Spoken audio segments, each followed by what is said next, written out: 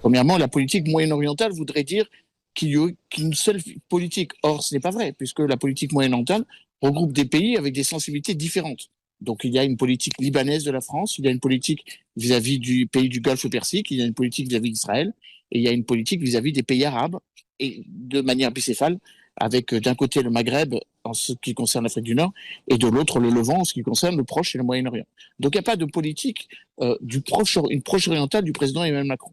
Il y a sans doute une politique arabe de la France, une politique africaine de la France, et de ce point de vue, le président Emmanuel Macron, pas plus que ses prédécesseurs du reste, s'est un petit peu emmêlé les pinceaux avec l'idée sur laquelle nous puissions parler de concert au niveau européen, car les Européens ne sont pas unis vis-à-vis de la question israélo-palestinienne.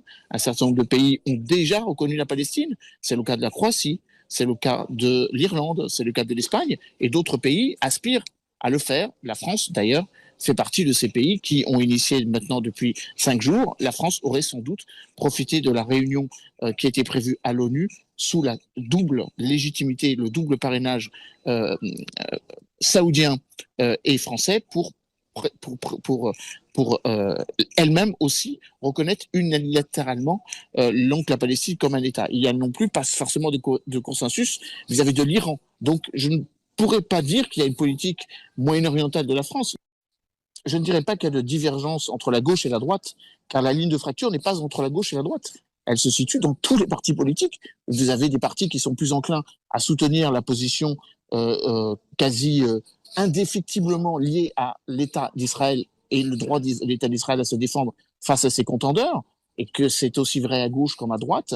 Il y a aussi dans un certain nombre de partis donc de la droite comme de la gauche républicaine des attitudes différentes vis-à-vis de la Palestine ou du droit des peuples à disposer, le droit des Palestiniens à disposer d'un État.